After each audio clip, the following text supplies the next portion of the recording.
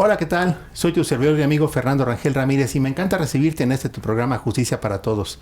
Un programa que tiene como finalidad hacerte la vida fácil, orientarte en temas jurídicos, pero de una manera asequible y clara. Entonces, quédate por favor con nosotros, vamos a platicar de un tema muy interesante, el lenguaje ciudadano. Acompáñanos.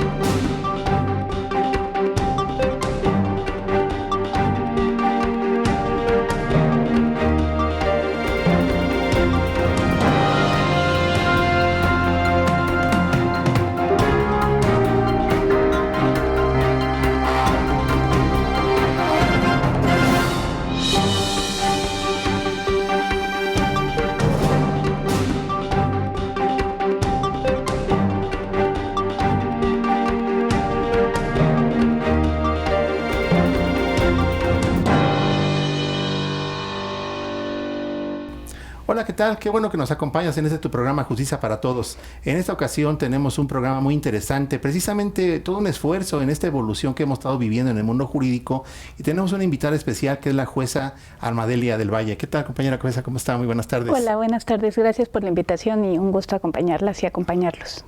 Muchas gracias. La compañera, es jueza de distrito en materia del trabajo, todavía viendo temas de amparo en materia de trabajo, y nos trae un tema muy interesante, el lenguaje ciudadano. ¿Cómo ha evolucionado esta situación? ¿Cómo hablamos las personas abogadas?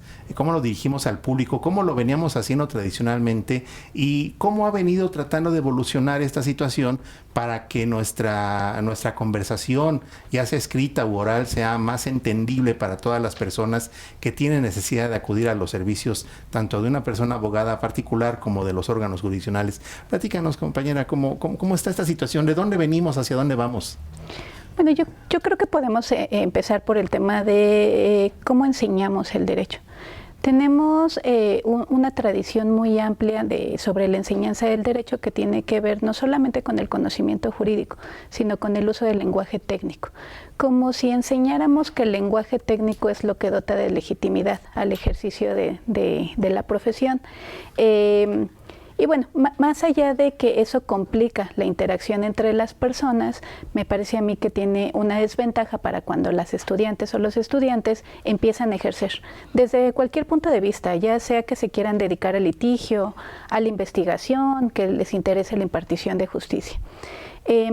A lo mejor podemos empezar a hablar de la enseñanza del derecho comprendiendo que esta es una materia social, es una ciencia social, y por lo tanto tendríamos que estar interesadas e interesados en que nuestro lenguaje sea entendible para todos los que estamos en la sociedad. De manera que a lo mejor si centramos un poco el foco en cómo enseñamos el derecho, tendríamos que empezar a replantearnos si la enseñanza del lenguaje técnico es suficiente. A lo mejor tenemos que estar pensando que quienes nos dedicamos a la docencia podríamos empezar a replantear la forma en que enseñamos a conducirnos. ¿Cómo argumentamos, cómo entendemos el derecho, pero sobre todo cómo lo comunicamos? A mí de las cosas más interesantes que me parece desde el punto de vista de la enseñanza es que quienes tenemos la aspiración de formar a las estudiantes o a los estudiantes en las aulas, tenemos también la aspiración de que ellos después salgan y ejerzan, ¿no?, esta ciencia. Y siendo así, yo creo que tenemos la responsabilidad de abrir un poco el abanico de opciones y sobre todo destacar que nuestra tarea es para las personas. Esta parte me llama mucho la atención porque efectivamente cuando entramos a la escuela de Derecho hay profesores, profesoras que desde el primer día su discurso es muy técnico, y para los que comenzábamos en aquel entonces era muy complicado porque pues no entendíamos ciertos términos, incluso había quien le daba por hablar en latín todavía algunos términos jurídicos.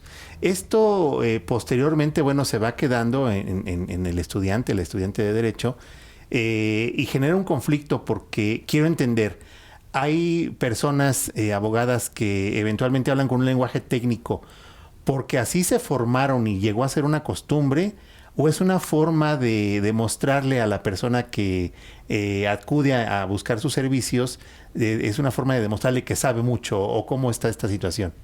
A mí me parece que son las dos cuestiones. Primero, nuestro sistema de enseñanza está hecho para que manejemos un lenguaje técnico. ¿Eso está bien o está mal? Bueno, es natural de nuestro sistema jurídico porque pues, las leyes están hechas en lenguaje que el legislativo utiliza.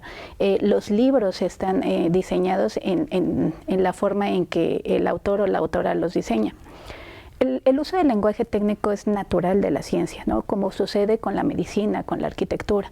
Hay lenguaje que se maneja desde la ciencia particular.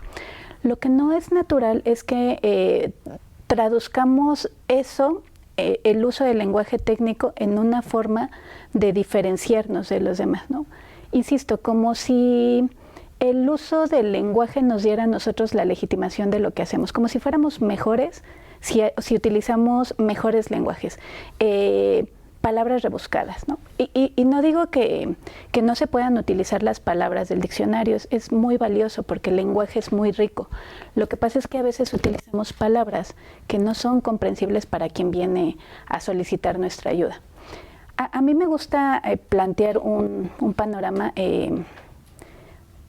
desde el punto de vista de la literatura, ¿no? Si a ustedes les gusta explorar los libros que tienen que ver con procesos judiciales, imaginar lo que pasa por la mente de una persona que tiene que estar observando un proceso judicial respecto de su libertad o de sus bienes y que no entienda nada, es una cuestión que a mí me parece que es la cuestión en cómo ejercemos el derecho. Si nosotros no logramos que lo que decimos lo entienda la persona que está interesada, tenemos primero una barrera. Y luego yo no sé si esa barrera en realidad nos legitima o pues nos hace ver como una élite un poco cerrada y un tanto inalcanzable. Claro, porque cuando la persona acude a los servicios profesionales, pues trae una angustia, trae una problemática que quiere resolver, y de repente la persona profesional del derecho, lejos de clarificarle cuál es su situación, quizá empieza con un discurso legal, pero entendible para las personas que se dedican al mundo del derecho, pero el cliente que tiene su problema, que tiene su angustia en ese instante, pues yo no sé si sabe si se reconforta por lo que escucha o se preocupa todavía más. Entonces, ¿están las escuelas de derecho evolucionando en este aspecto de comunicación, de cómo las personas abogadas nos comunicamos al exterior? Yo creo que sí hay esfuerzos. No noto que haya en la currícula, por lo menos la generalizada, un estudio de el uso del lenguaje o de los juicios orales o de litigación. Ya se está introduciendo, pero porque ya los sistemas jurídicos están cambiando, ¿no? Los procesos ya están tendiendo a ser orales. Eso, no estoy segura que eso abone por completo a cómo utilizamos nuestro lenguaje, pero creo que sí es un compromiso que podremos adquirir desde el punto de vista docente.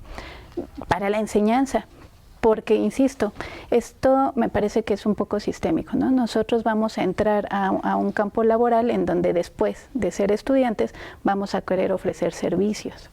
Y bueno, ya desde el punto de partición de justicia, pues ya tenemos otras problemáticas. Claro, y es que ha evolucionado el sistema jurídico, como bien usted lo dice ahora, lo que va a predominar ya desde hace un rato, pero ya más adelante, ya con los nuevos ordenamientos que están entrando en vigor, vamos hacia procedimientos más de tipo oral, donde la persona juzgadora tiene un contacto más directo precisamente con los justiciables. Entonces, y además, en esta evolución de la protección a los derechos humanos, tenemos también no solamente la cuestión de la equidad de género, que ya está tan presente en todo lo que hacemos, sino además este lenguaje que nos hace iguales a todas las personas. Entonces, tenemos que hacer un corte, pero regresando, ¿podríamos platicar de estos dos temas, por favor? Equidad de género y esta situación del lenguaje inclusivo, por favor. Sí, claro. Okay. Acompáñanos, por favor, al siguiente bloque que estamos platicando este tema tan interesante.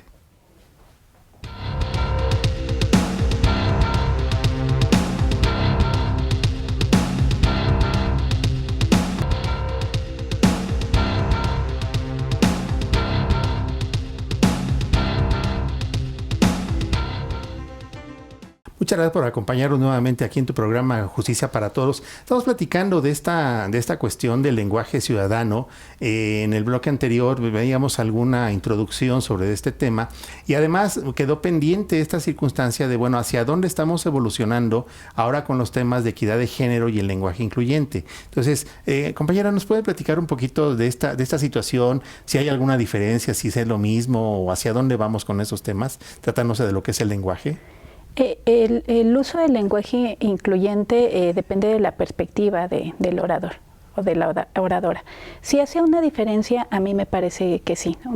El objetivo del uso del lenguaje incluyente es básicamente, a través del uso de la palabra oral, reconocer la existencia de el género, ¿no? Digámoslo en términos amplios para no referirnos al tema de los sexos en específico.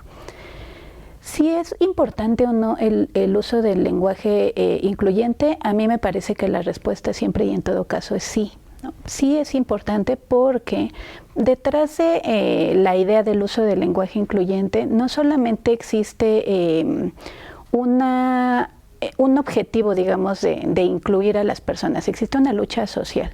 Hay una lucha de mucha historia que ha generado, digamos, estos impulsos porque se reconozca en el lenguaje a las mujeres y a los hombres, para decirlo en términos muy, muy generales.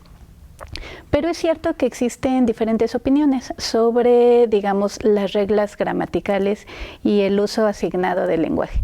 ¿Es o no correcto que utilicemos, por ejemplo, para el lenguaje escrito arrobas, X, una E para ser más exclusivo? Digamos, es una discusión que puede tener distintos planos.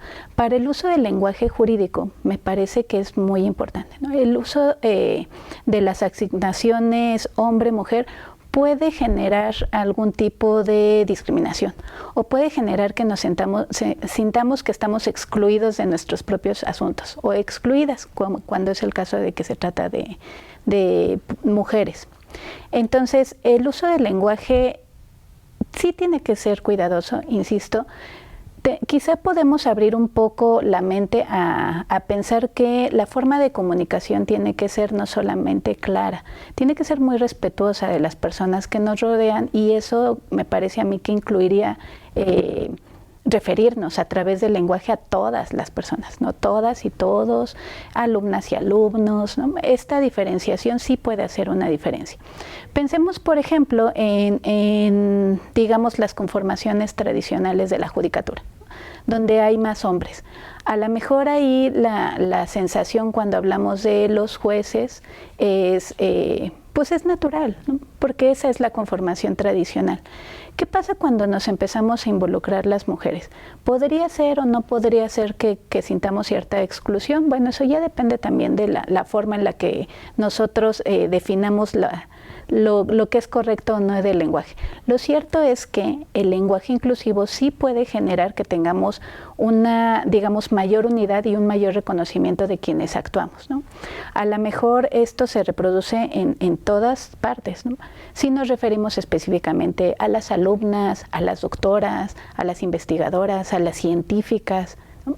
Quizás lo que estamos haciendo en realidad es un reconocimiento oral de que existen igualdad de oportunidades. Y esto me parece muy valioso. Pero bueno, las discusiones están ahí, las discusiones sobre cuál es el uso correcto, yo creo que van a seguir mucho, mucho tiempo.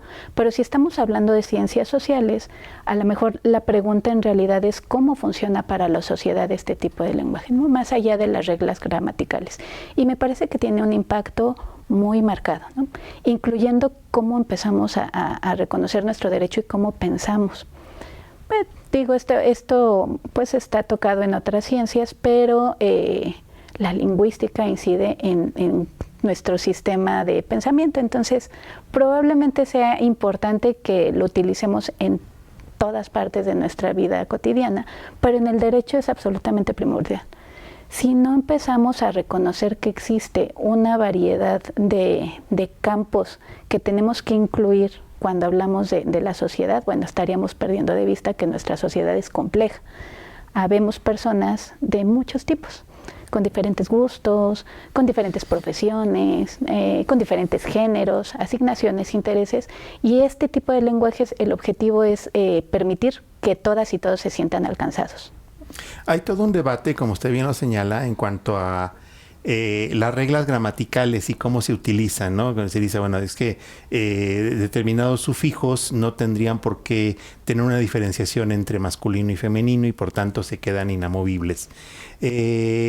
Ya el legislador y la propia Academia de la Lengua han tenido que evolucionar en ese sentido para dar esta inclusión precisamente, por ejemplo, ahora en reformas legales que han existido, incluso en la Constitución, ya se habla de juezas, de magistradas, de ministras, de presidentas, incluso que era el tema más controversial, ¿no? Que se decía que presidente era neutro y por lo tanto no había por qué hacer esta diferenciación. A mí en algunos foros me han preguntado, y ahora se la formulo yo a usted, me dicen, ¿tenemos un lenguaje machista? A mí me parece, para que podamos hablar de cómo funciona el machismo, tenemos que, pero regresarnos a muchas etapas históricas. ¿Por qué decimos que el lenguaje es machista? Porque lo hicieron los hombres.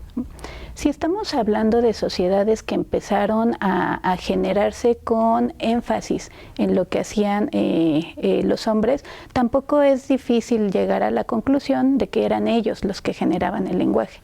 ¿Eso está bien o está mal? O sea, es historia, ¿no? En realidad es una cuestión de entender que así es, ¿no? Ahora la cuestión es cómo lo arreglamos. Pero, por ejemplo, pensemos en los legisladores. ¿Cuánta de la Cámara Legislativa, antes de que empezáramos con los temas de género, estaba conformada por mujeres y por hombres? Ahora ya tenemos, digamos, una conformación en donde está garantizado que las mujeres entren. ¿Eso involucra el uso del lenguaje o no? A mí me parece que sí. Las leyes ahora se hacen desde dos puntos de vista. Con el sesgo que teníamos antes, ¿no? Desde el punto de vista de derecho, bueno, era fácil pensar que las legislaciones estaban hechas pues para las personas que las hacía, pero eso pasa con todo, pasa con las legislaciones, pasa con la inteligencia artificial, ¿no? Este tipo de sesgos vienen por los operadores, y si fuera así, digo, más allá de las discusiones sobre la lingüística, no me parece extraño pensar que si los hombres fueron los que empezaron a generar las reglas gramaticales, bueno, pues sí tengamos un lenguaje con sesgos.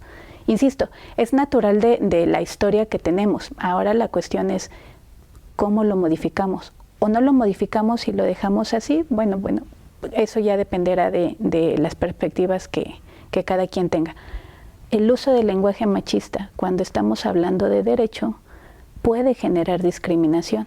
Y eso haría un contrasentido si nosotros lo que buscamos es la protección de derechos humanos. Entonces, creo que para nuestra materia, pues el uso del lenguaje es importante. Reconocer que el lenguaje puede ser machista también es importante, pero sobre todo, activar mecanismos para que ya no pase. Claro. Ellas, ellos, no pasa nada si decimos la trabajadora, la jueza, la magistrada, porque además llegó el momento en el que los nombramientos así eran, ¿no? Más allá de una discusión de si la regla gramatical lo permite o no, los nombramientos ya contenían digamos, reconocimiento del género. Así es. Tenemos que hacer otro corte, pero regresamos con esta situación de por qué en esta ciencia es importante precisamente esta necesaria evolución de este tipo de lenguaje. Acompáñanos, por favor, a la continuación de este programa.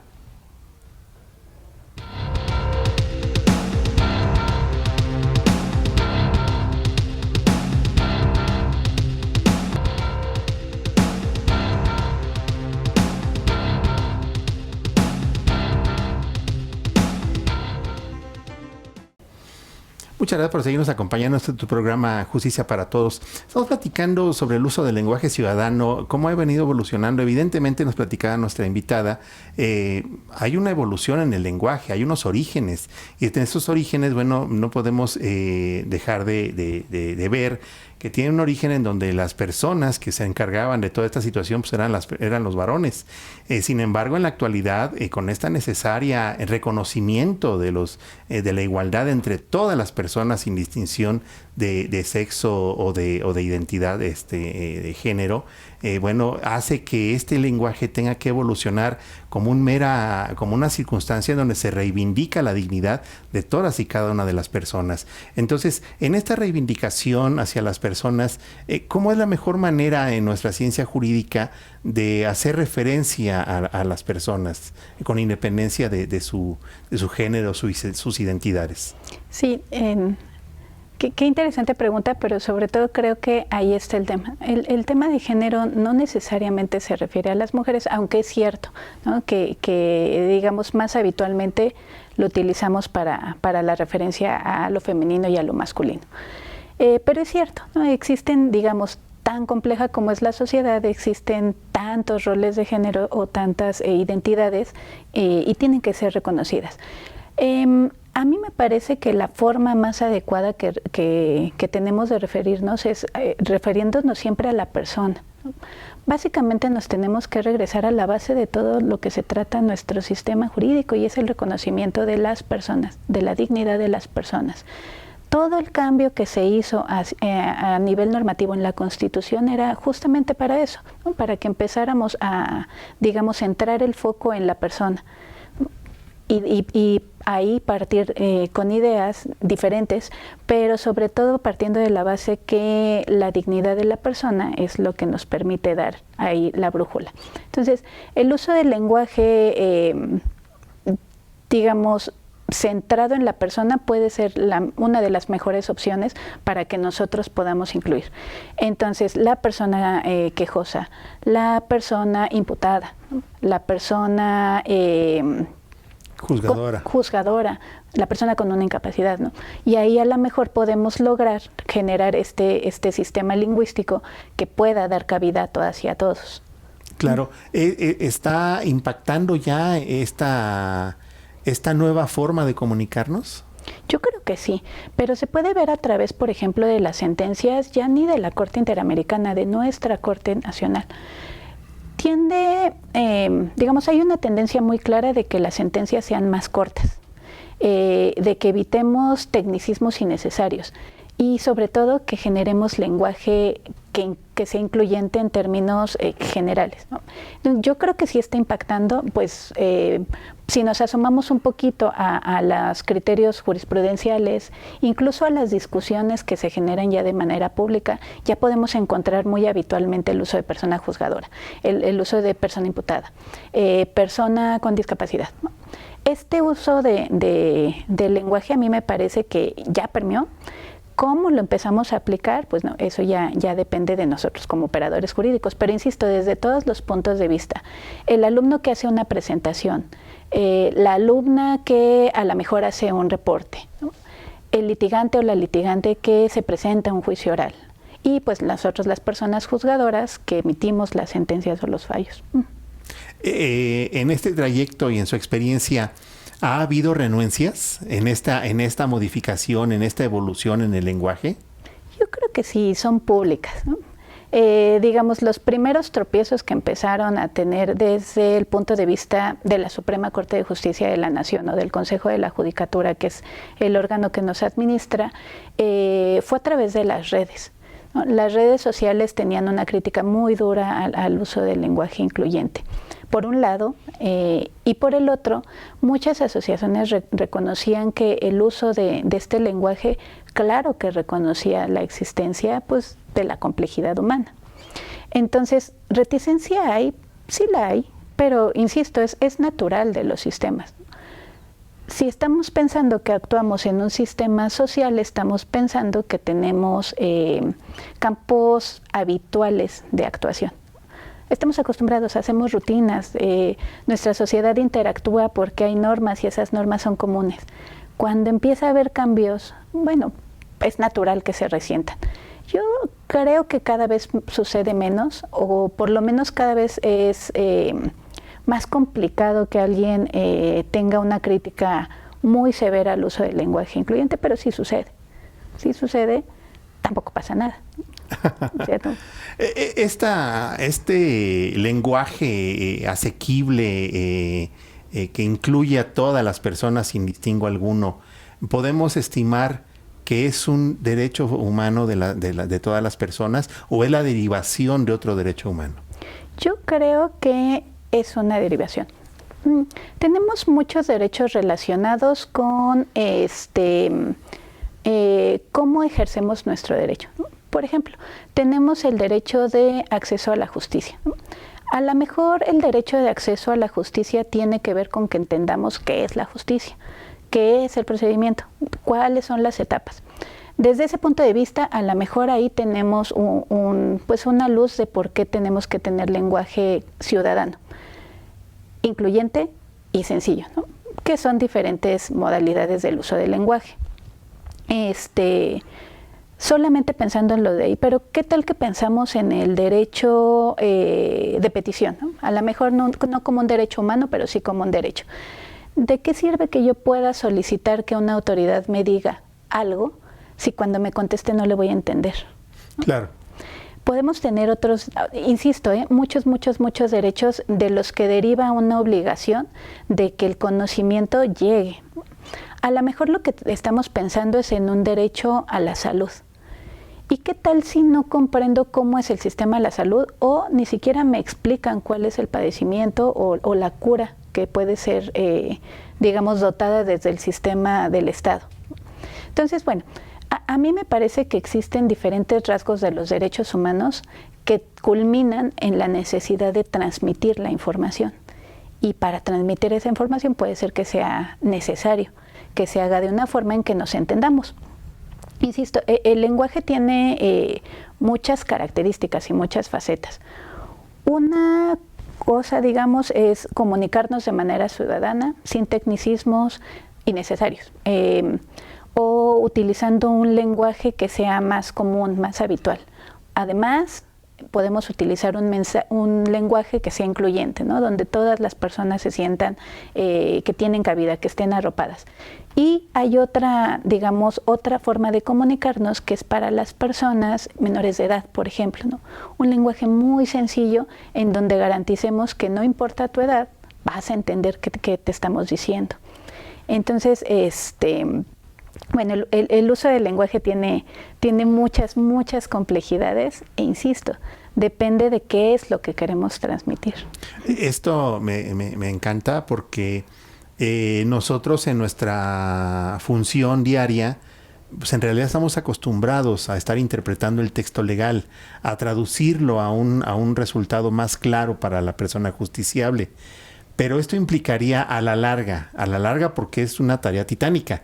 Tenemos miles de ordenamientos que van rigiendo toda la vida en sociedad, pero incluso la propia ley de amparo no ha escapado a esta circunstancia y ya reconoce, dice, bueno, cuando haya un recurso cuya procedencia no sea del todo clara, pues la parte quejosa queda con la opción de venirse directamente al amparo porque reconoce ese tecnicismo que existe en la norma que pueda no ser entendible para ciertas personas y no porque sean ignorantes, sino porque es tan oscuro quizá el sustento de esta situación que lo hace a veces incomprensible. Esto significaría, y lo dejamos para el siguiente corte porque tenemos que hacer una pausa en este momento, esto significaría el replanteamiento de muchas normas jurídicas para que sean más cercanas a la gente a la que está rigiendo su vida. Entonces, si le parece, compañera, esto lo abordamos en el siguiente bloque, por favor. Quédate con nosotros, por favor, en este que va a ser el último bloque de nuestra invitada, por favor.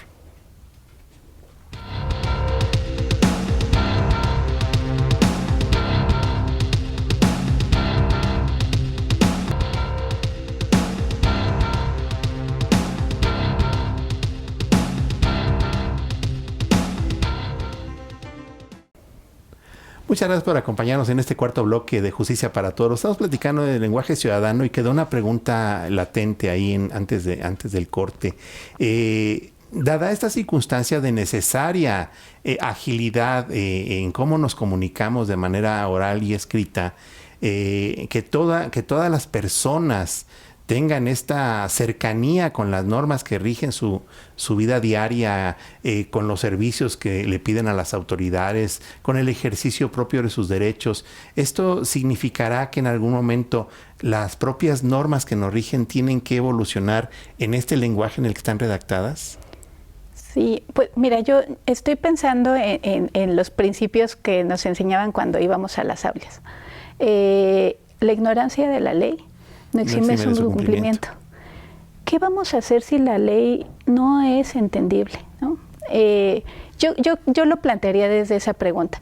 Si nuestro principio es que tienes que obedecer la ley porque es la ley y no está traducida en un lenguaje comprensible, luego entonces necesitamos un intermediario. ¿Qué son los legisladores? ¿Qué son los abogados? Puede ser que los sociólogos. Y eso genera barreras de acceso al derecho, pero también al cumplimiento del derecho. Entonces, si tenemos que replantearlo, insisto, yo lo vería desde el punto de vista de las preguntas que nos hacemos cuando estamos pensando en por qué cumpliste la ley o por qué no la cumpliste. Una de las preguntas que nos podemos hacer es, ¿y si la ley no se entiende? ¿Cómo podemos exigir que tenga, digamos, una fuerza vinculante o que las personas simplemente reconozcan que tienen las obligaciones o derechos o prohibiciones que establece la ley? Ok. Hemos visto una evolución en el sistema jurídico mexicano, en la Judicatura Federal, que es el ámbito donde usted y yo nos desempeñamos. ¿Ha habido una transformación, por ejemplo, en los sistemas orales?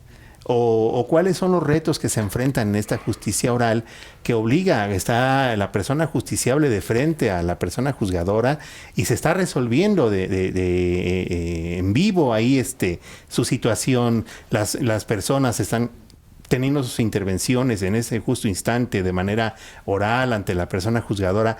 ¿Esto ha representado un reto de comunicación?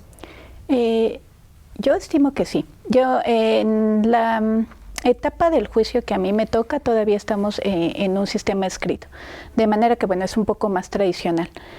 Pero la tendencia es clara, ya tenemos juicios orales mercantiles, penales, materia del trabajo, ya está en esta etapa oral, civiles y familiares. ¿Qué involucra la intervención oral en un juicio?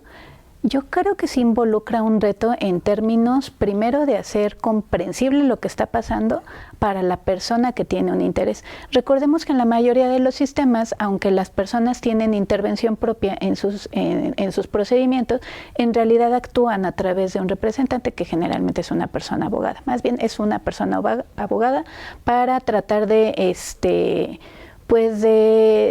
garantizar el derecho a la adecuada defensa. Siendo así, yo creo que el reto de las personas que manejan sistemas orales es mucho, mucho más grande, porque ellas en un momento, en un momento muy pequeño, en un momento en vivo, tienen que hacer comprensible para la persona que accede al sistema todo lo que está pasando. Insisto, a lo mejor compartes conmigo la idea de que ser espectador o espectadora de tu vida sin entender lo que está pasando con tu vida puede ser frustrante, puede ser engorroso, pero más que nada puede ser un obstáculo de acceso a la justicia. Claro. Estar en una audiencia en donde están hablando de tus posiciones, patrimonio, salud, libertad, y no saber qué está pasando, yo creo que representa una carga desde muchos tipos negativa, ¿no? Pero emocionalmente negativa. Entonces, el reto de los juicios orales, yo estimo que sí tiene que ser traducir todo el procedimiento para que las personas lo puedan entender. Y eso involucraría a todas las personas que participan, juezas, jueces, en una audiencia penal, ministerios públicos, defensores, asesores, ¿no? Para que todas las partes, digamos, pudieran estar actuando. Se ve lejano porque nuestros operadores y operadoras estamos muy formados en un sistema en el que se nos enseña que el uso del lenguaje técnico, que el uso de las palabras sofisticadas es lo que genera, digamos, mayor legitimación o mayor, digamos, elegancia en la tarea que realizamos. Claro. Y sin embargo, me parece que ha habido avances importantes porque ya la Suprema Corte ha abogado mucho por el uso del lenguaje sencillo, sobre todo cuando intervienen personas menores de edad en los procedimientos, y son ellos, los derechos de estas personas, los que están en juego. Entonces, sí ha representado todo un reto para las personas juzgadoras el hacer entendible estas resoluciones que involucran a este sector de la población. E involucra muchas reflexiones.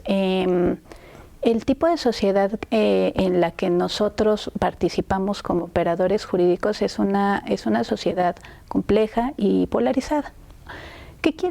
¿Por qué es importante eso para nosotros que nos comunicamos con las personas? Yo creo que sí es necesario que tengamos sensibilidad sobre los alcances de los lenguajes que utilizamos. Tenemos una gran parte de población indígena. Son personas que hablan su propia lengua y además hablan español, ¿no?, con las barreras naturales de hablar un segundo idioma. Tenemos muchas personas que a lo mejor están en una educación básica, ¿no?, y ya no tienen acceso a una educación, digamos, media o superior. Tenemos, insisto, una complejidad por todos lados, ¿no? Pero si pensamos solamente en el tema de personas indígenas o personas migrantes, también tendremos que estar pensando que nuestro uso del lenguaje no es que tenga que ser sencillo solamente para ciertos sectores como las personas menores de edad. Tiene que ser sencillo porque nuestra sociedad es compleja y tendríamos que estar pensando en que tenemos muchas dificultades de acceso al lenguaje técnico. Claro, claro. Estamos por concluir. ¿Algunas últimas reflexiones sobre este tema tan interesante? Pues sí, yo invitaría a todos los que formamos parte del sistema jurídico a que utilizáramos un lenguaje que pudiera ser más sencillo y comprensible. Pero para las personas que acuden a nosotros, también los invitaría o las invitaría a que lo pidan. Pidan con sus abogadas, pidan con sus abogados, pidan con los jueces, que lo que traducimos para ellos sea entendible, ¿no? Igual que hacemos con un médico cuando le pedimos que nos explique qué es lo que nos está pasando, igual que hacemos con un arquitecto cuando le pedimos que nos diga qué está mal en los lugares en los que habitamos, es lo mismo con la ciencia del derecho. Tenemos que entender qué está pasando para que entonces, primero, sintamos que nuestros derechos están protegidos y luego vayamos y exijamos la protección del derecho.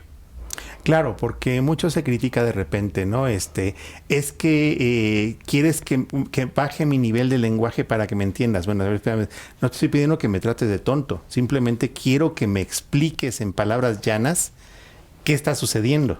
Uh-huh. ¿Es correcto? Es correcto.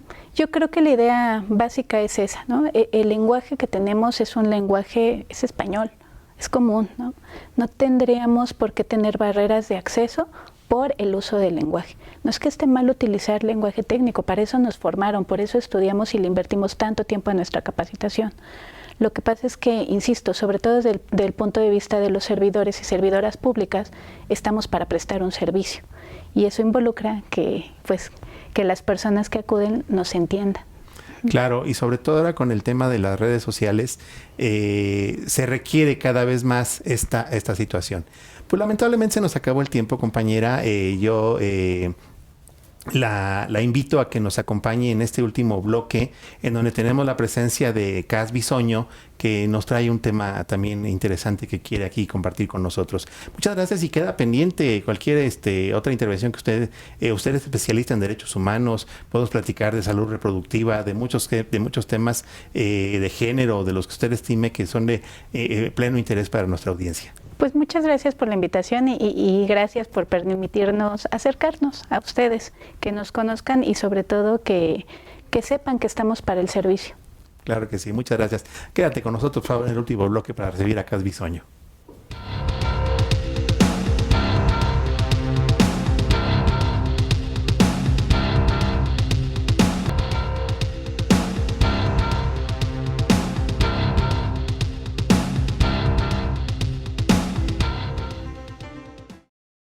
Pues muchas gracias por acompañarnos en este último bloque de Justicia para Todos. Tengo el inmenso gusto de compartir este espacio ahora con Cas Bisoño, quien nos viene a platicar de un tema muy interesante, que es respecto de una persona a quien se le inserta un chip en el cerebro y que es la primera ocasión que esto sucede. Sí. Platícanos, por favor, Cas, bienvenida. Ay, muchas gracias. Es un tema que tiene dos aristas desde mi punto de vista, porque sí es efectivamente un avance tecnológico muy fuerte, porque lo que pretende Elon Musk, que es este multimillonario empresario de la tecnología, magnate de la tecnología, lo que quiere él es, con este chip, ayudar a las personas parapléjicas o que tuvieron alguna deficiencia neuronal, ayudarles a tener un mejor movimiento o una mejor calidad de vida. En este caso, por ejemplo, las personas parapléjicas, cuadraplégicas, ciegas, que en algún momento vieron pero perdieron la vista o nacieron ciegas, o por ejemplo las personas que sufren de Alzheimer, que tienen estos movimientos, que tienen demencia, perdón, sí. Y las personas con Parkinson, que tienen movimientos involuntarios, y él lo que quiere con este chip es que se llama telepatía, que por cierto yo tengo una pregunta aquí muy seria, si ya estamos llegando a ese nivel en el que la persona puede interactuar con la computadora a través del pensamiento y darle órdenes de manera que nosotros podamos comunicarnos con los demás. Por ejemplo, el caso de Stephen Hawking, que es este científico que tuvo una enfermedad degenerativa que se llama ELA y perdió todas las funciones de su cuerpo, ¿no? Entonces, él tenía una maquinita que a través de la mecanografía se podía comunicar, pero era muy lenta, pero en ese momento pues era fenomenal porque podía comunicarse. Claro. Lo que quiere Elon Musk ahora es que con este chip insertado en el cerebro, que ya lo hizo con un paciente, es del tamaño de una moneda y tiene aproximadamente de 46 a 56 hilitos, que son fibras del tamaño de un cabello, que están conectadas a nuestras neuronas. Y con este chip podemos tener una interacción con computadoras o con otros dispositivos como el celular y poder comunicarnos con las demás personas y darles órdenes a nuestro cuerpo. Ahora, se me hace interesante porque sí es un avance tecnológico muy fuerte, sí es una ventaja, pero también aquí entra la parte jurídica y legal. Hay una persona encargada de llevar todo este tema a más allá, a un contexto ya más constitucional, porque esto no está regulado. Es un chip que nos puede vulnerar la personalidad, nos puede vulnerar el conocimiento y nos puede también jugar chueco porque estamos abriendo la puerta a una posible manipulación de masas. Si esto se utiliza simplemente para un fin clínico, o sea, para un fin terapéutico, para un fin de salud, excelente, hasta ahí vamos bien. También debería de estar regulado, obviamente, por federaciones como la FDA, que fue la que permitió hacer el primer experimento, que por cierto de este primer paciente no sabemos nada más que salió bien, que no hay un efecto secundario y que por ahora está respondiendo a través de su pensamiento, moviendo el cursor o el mouse de una computadora. Ahorita son los primeros experimentos que han hecho con él y le han pedido que haga clic varias veces en ciertas partes de la computadora para poder comunicarse y entender si está sirviendo lo que le insertaron. Claro. Es una persona que no sabemos qué condición tenía o por qué le insertaron el chip, pero ya hicieron un ensayo clínico con él. Si una persona llega y dice, a mí me interesa mucho que mi hermano, que no puede ver, se someta a este ensayo, ¿dónde está la parte legal que podemos, que nos puede garantizar la protección de nuestra integridad, de nuestra integridad y nuestra psicológica, exactamente, física, o de nuestra masa principal, que es el cerebro? Claro. ¿No? Es un tema muy interesante porque, bueno, así a bote pronto, todos tenemos derecho a que se nos respete un aspecto fundamental, que es la autonomía de nuestra voluntad. Pero esta autonomía de la voluntad funciona siempre y cuando yo esté plenamente informado de las consecuencias de la decisión que voy a tomar y que vea yo distintas consecuencias o distintas aristas que puedan derivarse de la decisión que yo voy a tomar en función de la oferta que me están haciendo, en este caso de implantarme algo, ¿no? En el cerebro o en alguna parte del cuerpo. Cobra relevancia en el cerebro porque evidentemente puede ser que sea yo como usuario el único que pueda utilizar el aparato para que me ayude en funciones motoras de otras partes de mi cuerpo. pero ¿hasta qué punto tendría que estar demostrado científicamente que no hay forma de que otra persona a una distancia y de forma satelital, que ahora sí funciona, me esté dando órdenes que yo no sea capaz de entender y que simplemente las ejecute? O que incluso sea tan invasivo que se meta en mi psique sin que yo me dé cuenta y simplemente esté repitiendo las órdenes que otra persona a distancia me dé. Entonces, yo creo que tendría que haber una evidencia científica para que se pudiera regular al respecto. De entrada, me parece que el sustento sería el derecho a la libre expresión y mi voluntad, de mi autonomía de la voluntad, siempre y cuando yo fuere cabalmente informado de cómo funciona y las consecuencias de esto. Y aunado a eso, yo creo que la única persona que podría someterse a esto es de verdad una persona que lo necesita en cuestión clínica. Sí, claro. No una persona que quiera tener un chip para poder ser mejor y más inteligente. Yo creo que se tendría que comprobar que sí es una persona que va a mejorar su salud, tanto mental como física, pero también no causar un daño que ni siquiera esté... que no se pueda dar cuenta de eso más adelante. ¿A qué me refiero con esto? A abrir la puerta a justamente afectar nuestro libre albedrío. No sé. O sea, parece de ciencia ficción porque estaríamos en programas, tú eras muy niña o ni habías nacido, pero bueno, estamos hablando de programas como de la mujer biónica o el hombre nuclear, en donde les insertaban cuestiones que los hacían muy fuertes, muy veloces. Aquí, por ejemplo, sería una persona muy inteligente o no sé qué tipo de aptitudes adquiriría.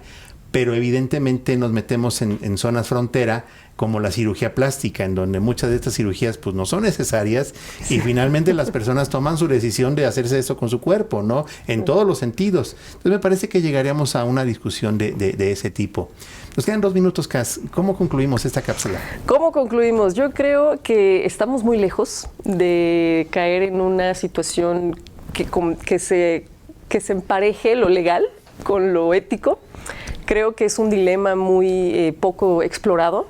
La verdad nos estamos dejando llevar por el avance tecnológico en cuanto a la salud, pero ¿dónde están los valores propios del ser humano? ¿Dónde está la ética? ¿Dónde está la moral? ¿Dónde está lo jurídico? ¿Dónde está lo constitucional de meterte un chip y al rato poder ser manipulado hasta en masas para llegar a un fin común de ciertas personas? Claro. ¿O dónde está, por ejemplo, el acceso? ¿Quiénes podrían tener acceso a estas mejoras? ¿O cómo sería la brecha de países en los que sí puede haber esto y países en los que no, por ejemplo? Creo que sí nos falta mucho por explorar de esto, pero Elon Musk dijo, yo ya voy, yo ya lo hice y mi paciente está bien. Entonces, bueno, sí nos faltan años luz a mi punto de vista. Qué interesante, pero no, ahorita, insisto, parece de ciencia ficción. El tema es que ya es una realidad. Sí. Y seguramente va a haber empresas a las que les interese esta circunstancia y personas que evidentemente pueden cubrir el costo y habría que ver las consecuencias de esta situación. Así es. Pues muchas gracias, Cas, de verdad. Qué gusto tenerte aquí en este espacio. Igualmente, muchas gracias a todos los que nos ven. Y muchas gracias a todos ustedes por habernos acompañado en tu programa Justicia para Todos. Recuerda seguirnos en nuestras redes sociales, en donde puedes revivir no solamente este programa, sino todos los anteriores que se han grabado. La idea es que tengas tú herramientas que te ayuden a comprender este complejo mundo jurídico, pero que precisamente la finalidad de este programa es hacértelo sencillo, hacértelo comprensible y que sea una herramienta en tu vida diaria. Yo soy tu servidor y amigo Fernando Rangel Ramírez y recuerda que la justicia es ciega, pero nosotros no. Nos vemos la próxima. Muchas gracias.